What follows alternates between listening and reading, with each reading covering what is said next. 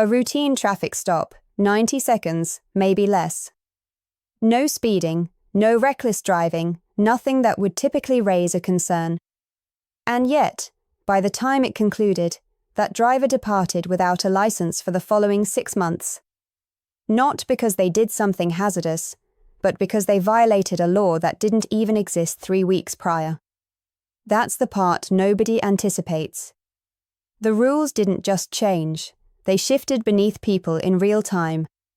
And right now, there's one particular law, number 3 on this list, that's already generated over 12,000 citations across the country with an average fine approaching $500.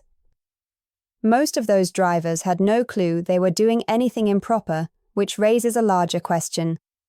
If the system can catch that many people that quickly, how many more are driving around today completely vulnerable without recognizing it? Because these aren't minor updates. This isn't about going a few miles over the speed limit or coasting through a stop sign. These are fundamental changes to how you're permitted to drive, where you can position things inside your car, how your vehicle is tracked, and in some cases, whether your car will even allow you to drive at all. And the most alarming part is you can follow every habit you've developed over the last 10, 20, even 30 years and still be violating the law the moment you pull onto the road. So before you assume you're in the clear, there's something you need to know because the margin for error in 2026 is essentially gone. Hi, I'm Lisa and I spend a lot of time monitoring how driving laws develop. Not just what changes on paper, but how those changes are actually being applied to real drivers like you. And what occurred at the start of 2026 isn't typical. This is the largest shift in driving regulations we've seen in over a decade. Entire states deployed new enforcement systems, redefined what qualifies as a violation, and in some cases introduced technology that's observing your behavior in ways most people don't even recognize yet. So, if you've been driving like it's still 2025, there's a very real possibility you're already out of compliance without knowing it. And that's precisely how people are getting caught. Good drivers, cautious drivers, people who've never had problems before suddenly getting struck with fines, points, or worse. What I'm going to do in this video is guide you through all 10 of these new laws, starting from the ones that appear minor, but are catching thousands of people, all the way up to the top 3 that are causing the greatest financial and legal harm right now. And more importantly, I'll show you precisely what you need to adjust starting today, so you don't become one of those statistics. Because once you see how these are being applied, you'll understand why so many drivers are getting surprised and why the next one on this list is already costing people hundreds of dollars over something that used to be entirely acceptable. For years, there was an unspoken agreement between drivers and the road itself. That brief instant when a light turns yellow, you had just enough time to clear the intersection. Not anymore. In 2026, that margin has been entirely eliminated. 14 states have now synchronized high-resolution enforcement cameras directly with traffic signal systems down to the precise millisecond the light turns red. Previously, many of these systems permitted a small buffer, about half a second, giving drivers a reasonable chance to clear safely. That buffer is eliminated. Now, if your rear tires are even marginally behind the line when the light switches, the system automatically registers a violation. No warning, no discretion, no officer to describe your situation to, just a ticket produced instantly. And here's where it gets more intense. These cameras aren't evaluating whether you drove safely through the intersection. They are calculating position with extreme accuracy. Your bumper either crossed in time or it didn't. That's all that counts. In states like Florida and New York, these violations aren't just fines anymore. They are being transmitted directly to insurance companies. One mistake at the wrong intersection could silently cost you far more in premium increases over the coming few years than the ticket itself. What makes this particularly risky is how natural the old habit still feels.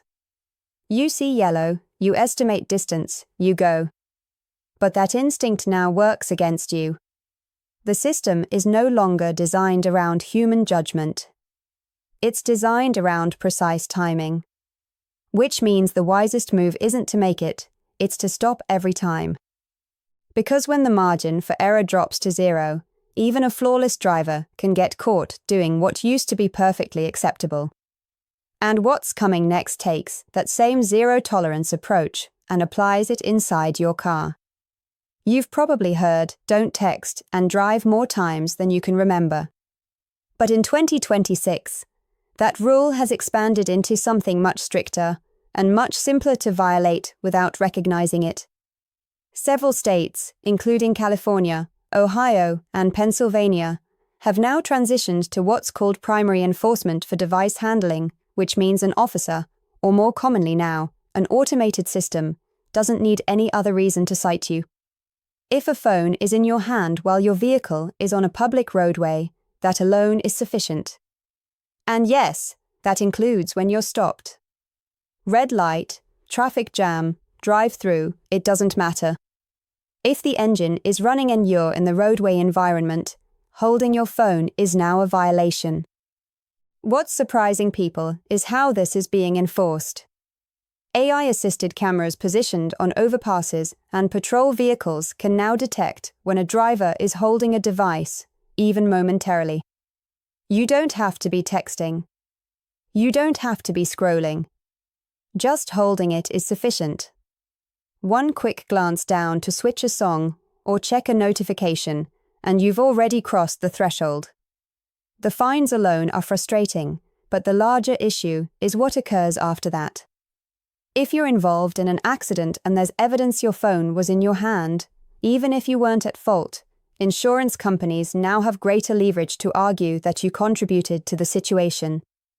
And that can mean reduced payouts or rejected claims altogether. But here's where it gets even more specific, and where thousands of drivers are getting caught without understanding it. Even if your phone isn't in your hand, even if you think you're doing everything correctly by using a mount, the precise placement of that phone inside your car is now regulated in ways that didn't exist before. And what used to make you compliant might now be putting you at risk. Up until recently, using a phone mount felt like the responsible approach. Keep your hands free, keep your eyes up, follow the rules. And for a long time, that was sufficient. But in 2026, that same setup could now be the precise reason you get cited or worse, lose money in a situation you didn't even cause. 17 states have enacted specific placement laws that dictate precisely where your phone is permitted to sit inside your vehicle. Not generally, not loosely, but exactly. And the language sounds simple at first. Your device cannot block your view of the road, traffic signals, or pedestrians. Reasonable, right? The problem is how rigidly that's now being applied. In states like California, Arizona, and Florida, mounting your phone in the center of your windshield, even if it's positioned just beneath your rear view mirror, is now deemed a violation. That placement, which millions of drivers have utilized for years, is now officially categorized as obstructing your forward field of vision. The only consistently approved zones, the lower right corner of your windshield or directly on the dashboard. Anywhere else starts to enter gray area that enforcement is no longer treating as gray. And this isn't just about getting stopped. The real consequences appear after something goes wrong. There was a situation in Phoenix where a driver was rear-ended at a stoplight. Completely not their fault, but their phone was positioned in the center of the windshield. When the insurance companies assessed the incident, that detail became part of the evaluation. The reasoning was simple. The mount placement violated updated state guidelines, which suggested reduced situational awareness. The outcome, their payout was reduced by 40%. A small setup choice turned into thousands of dollars lost. That's the transformation occurring here. These laws aren't just enforced on the road. They are being utilized after the fact to determine liability, responsibility, and how much protection you actually receive. So, even if you think you're safe because you're hands-free, the question now is, are you positioned legally? Because if not, you're exposed in ways most drivers haven't even thought about yet. And that same pattern where a rule extends beyond what people anticipate is exactly what's happening with the next law, except this time it's not inside your car. It's what you do when you pass someone else on the road. You already know you're supposed to move over for police cars, ambulances, and emergency vehicles stopped on the shoulder. That's been standard for years. But as of January 2026, that rule has broadened dramatically. What's now being called the All-Vehicle Move Over Law has effectively gone national, and it applies to far more circumstances than most drivers understand. If you see any vehicle on the shoulder with hazard lights activated, whether it's a stranded driver, a tow truck, a delivery van, or someone replacing a tire, you are now legally obligated to either move out of the closest lane or considerably reduce your speed. And not just a minor slowdown. In many states, the requirement is to reduce at least 20 miles per hour below the posted speed limit if you cannot safely switch lanes. On paper, the objective is clear. Safeguard people who are vulnerable on the side of the road. But in practice, enforcement has become far more vigorous than drivers anticipate. Patrol vehicles are now fitted with side-facing cameras that observe passing traffic, specifically searching for drivers who fail to move over or slow down sufficiently, and the penalties demonstrate how seriously this is being regarded. In some jurisdictions, this isn't just a traffic infraction anymore. It's categorized as reckless endangerment. That means steeper fines, points on your license, and in certain cases, mandatory court appearances. What makes this challenging is that not every situation provides you a clean opportunity to comply perfectly. Heavy traffic, tight spacing, fast-moving lanes. It's not always simple to move over safely. But here's the key. Enforcement is often based on what your behavior appears like from the outside. If you can't switch lanes, you need to make it apparent that you're slowing down and reacting to the situation. Because from an officer's viewpoint, or a camera reviewing the footage later, it's not about what you plan to do. It's about what it appeared you did. And that shift from intention to visible compliance is appearing across multiple laws this year. Which brings us to the following one, where even something as basic as turning on your wipers can quietly put you in violation if you're not considering one step ahead. There's a moment most drivers don't even consider. Light rain starts falling, just enough to haze the windshield a little, so you switch your wipers on, maybe once every few seconds. It feels minor, routine, almost instinctive. But in 2026, that small action now carries a legal obligation that's catching thousands of drivers completely off guard. In 29 states, the rule is now definitive. If your windshield wipers are running, your headlights must also be activated. No exceptions for time of day, no exceptions for light drizzle, no exceptions for intermittent use. Wipers on means headlights on. Period. And the enforcement isn't just coming from officers parked on the side of the road. In several states, traffic cameras and automated systems can now identify this discrepancy. They can recognize the motion of your wipers and compare it to your lighting condition. If your headlights aren't completely activated, including your tail lights, you can receive a citation in the mail days later, complete with visual documentation. That's what makes this so simple to miss. You don't get stopped. There's no warning. It just arrives. And here's where many drivers make a crucial mistake. They assume their daytime running lights qualify. They don't. Daytime running lights typically only illuminate the front of your vehicle at diminished brightness. This law requires full headlight engagement, which includes your rear lights as well. If your tail lights aren't activated, you're still in violation, even if the front of your car appears illuminated. The fines might seem relatively modest compared to some of the other laws, usually between $75 and $200, but that's not the real concern. The real concern is how effortlessly this can happen without you noticing it. A quick tap of the wipers, a short drive in light rain, and you've already crossed the boundary.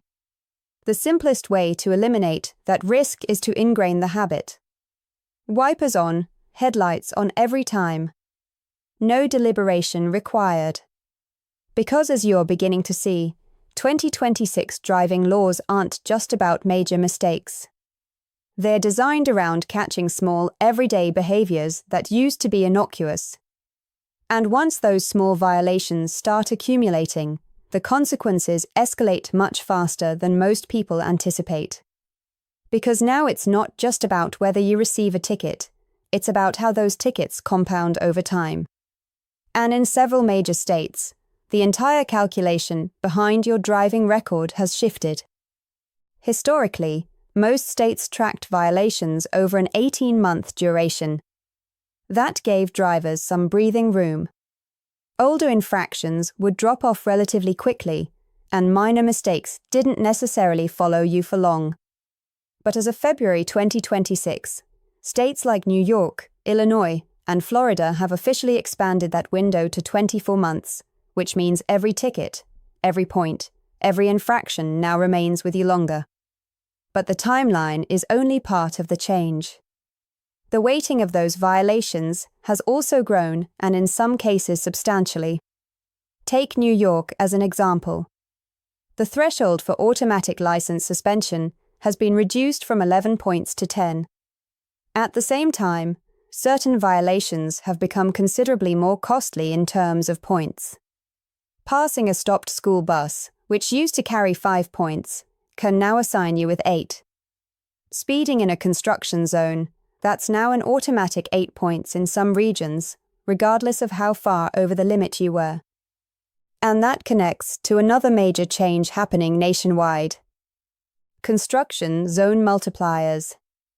In 38 states, any moving violation that occurs in a marked construction zone now carries double the points. Not double the fine, double the impact on your license.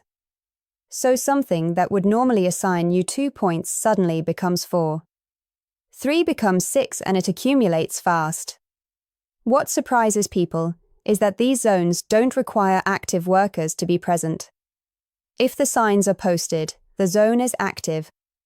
You could be driving through late at night, no construction in sight, and still be subject to the enhanced penalties.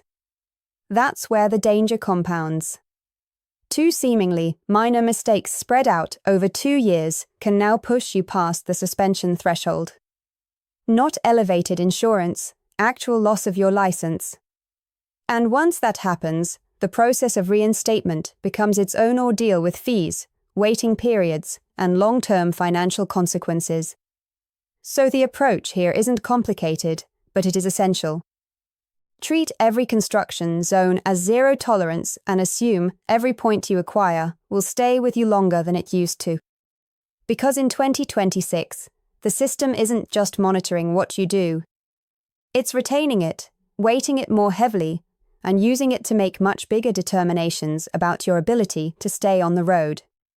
There's a small item hanging in millions of cars right now that most drivers don't consider twice. It might be an air freshener, a parking pass, a tassel, something personal, something that's been there for years without ever creating a problem. But in 2026, that same object can now be the reason you get stopped. 14 states have officially implemented stricter rear-view mirror obstruction laws, and the rule is as simple as it is unyielding. If anything is hanging from your mirror and it's noticeable to an officer, it can be considered a violation. No exceptions for size, no exceptions for intent. And while the fine itself might appear minor, usually somewhere between $50 and $150, that's not where the genuine risk comes from.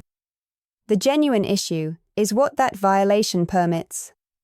It gives law enforcement probable cause to begin a traffic stop. And once that stop occurs, everything else comes into play.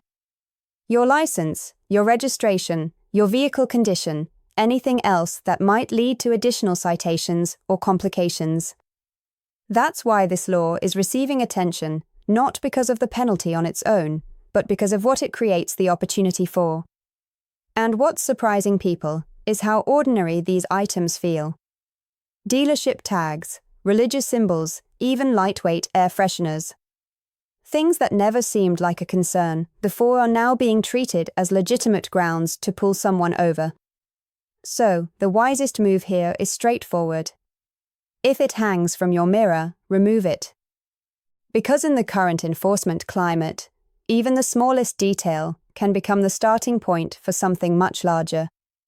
And that idea that small changes can carry much bigger consequences becomes even more evident when you look at how 2026 is affecting not just how we drive, but who is permitted to keep driving in the first place. One of the most discussed updates this year centers around drivers over the age of 65.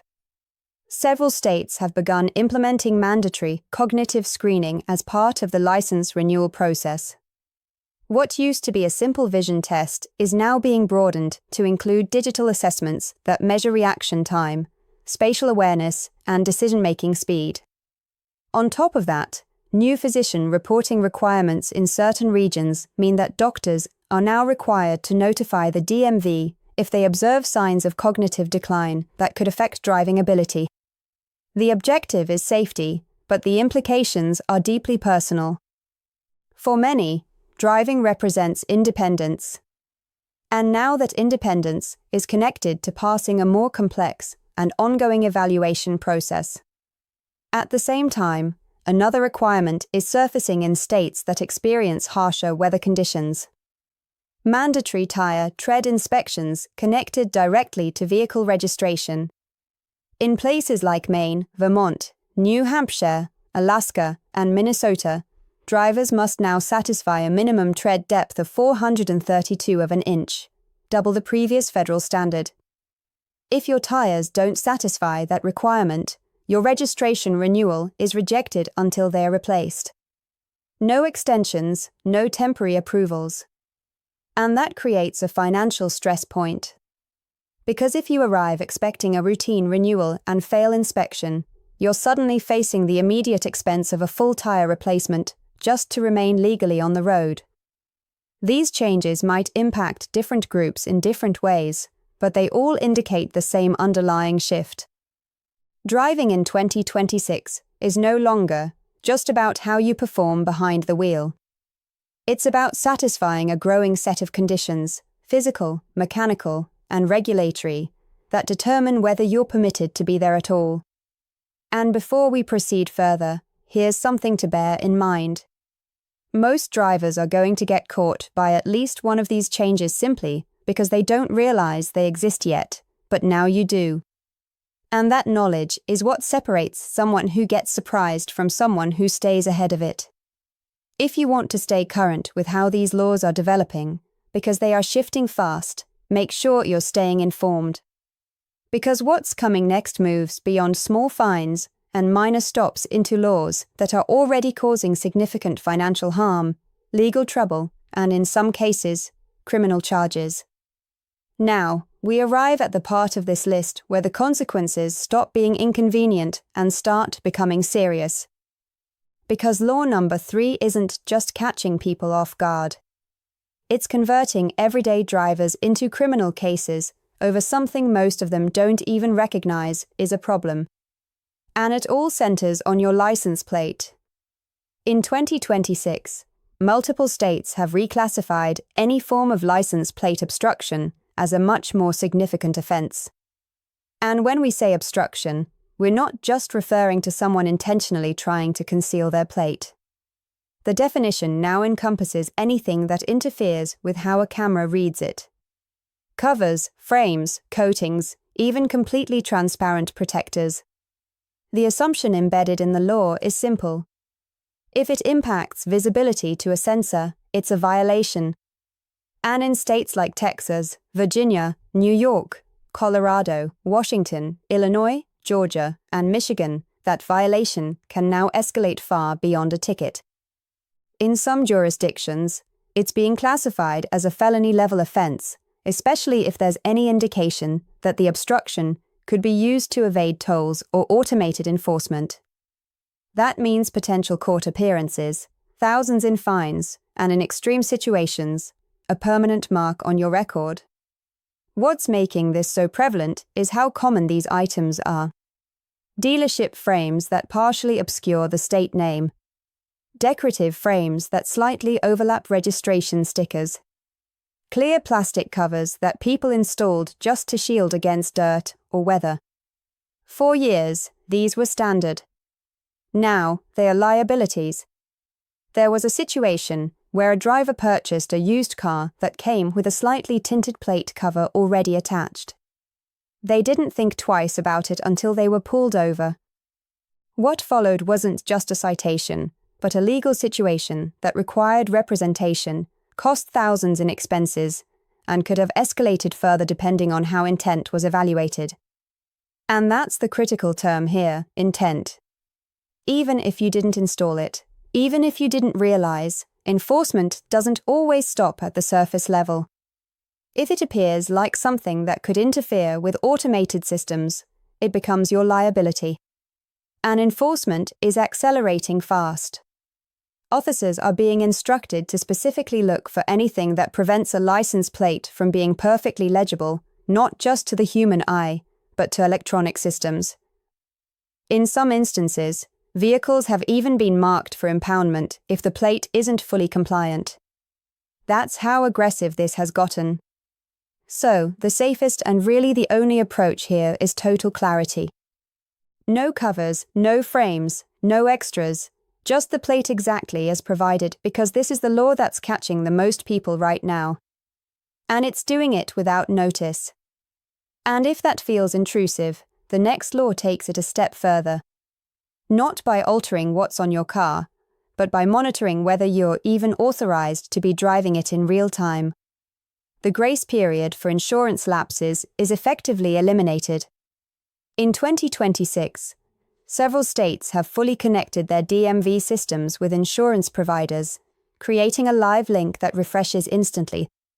The moment your policy expires, is cancelled, or even briefly lapses due to a missed payment, that information is relayed directly into a statewide database. And from there, it becomes accessible to enforcement systems almost immediately. Patrol cars, highway scanners, and fixed plate readers can now identify uninsured vehicles as they pass by.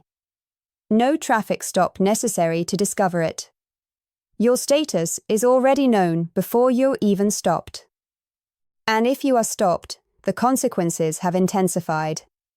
In multiple states, driving without active insurance is no longer handled as a fixable issue.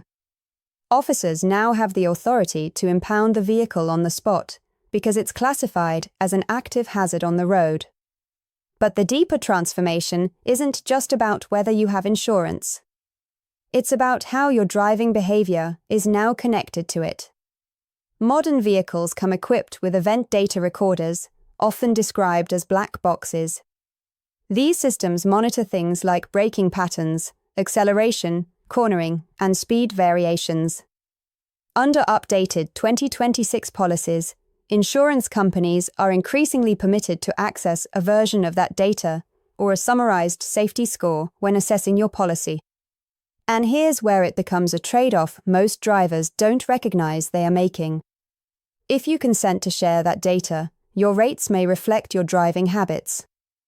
But if you choose not to, if you decline for privacy reasons, some insurers now place you into a higher risk bracket by default, not because of what you did, but because of what you chose not to disclose. So the system shifts again. You're not just being assessed by what happens on the road. You're being assessed by what your car transmits behind the scenes. And that means the definition of safe driving is no longer just observable behavior. It's data, constant, silent, and increasingly consequential. And now we arrive at the biggest shift of all.